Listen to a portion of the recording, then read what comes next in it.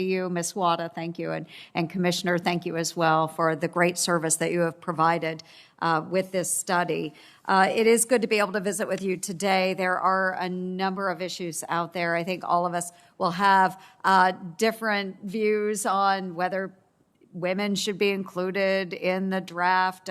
I'm okay with that since we have opened up those combat skills to women serving in the military. I do think that that is entirely appropriate. I'm very proud of the 23 plus years that I had in boots, and I'm very excited that my daughter has decided to follow in my footsteps and put those boots on as well. So just going to the civic education of our young men and women. One thing from back home that I have been very surprised about is that many of our school counselors don't even offer the opportunity when they are reviewing scholarships with their high school students. Many of them don't bring up the fact that ROTC offers scholarships to any number of our fine higher learning institutes. And so I find that very discouraging that we're not opening that opportunity to so many. And even my daughter had said at one point, she had heard one counselor say, oh, well, we don't go over that because nobody will be interested. Well, you don't know that those students are not interested unless you actually propose it to them. I also know of a number of high schools across Iowa that don't allow National Guard recruiters to come into their schools.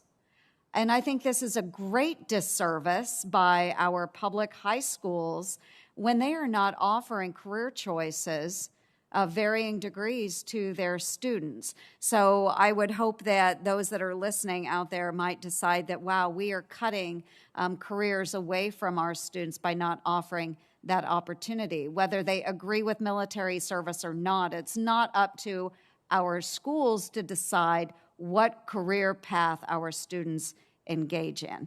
So hopefully we can bring that to light as well. Now, there was a Brookings report from June of 2020 that stated, and I do agree, that Americans' participation in civic life is essential to sustaining our democratic form of government. Without it, a government of the people, by the people, and for the people will not last. This report found that 1 in 4 Americans were unable to name the 3 branches of government, and this report admittedly shocked me. So how can we reinvigorate civic education within our schools and amongst our nation's youth? And then, of course, just understanding our democracy is very important and critical in today's society.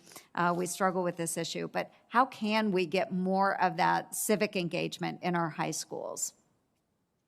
Any of you, please. Well, Senator, thank you for your service and your daughters and highlighting this issue. Just to respond to some of what you said, we did recommend that JROTC should be expanded and that part of the curriculum should also include opportunities to serve in public service and civilian national service, and we appreciate that this committee actually put that instruction in your last NDAA, and now hopefully JROTC will be expanded as well. You're absolutely right about civics. The most recent NAEP test on civics found that only 25% of our 8th graders are proficient. There's a lot we can do. We, as our chairman said, we didn't expect, civics was not on our initial mandate, but everywhere we went across the country, people raised the same concern that you've raised, which is we have to restore civics in schools. So we have recommended that there be a new civic fund created at the Department of Education, $200 million a year, both for teacher training in civics and to bring civics programs back in.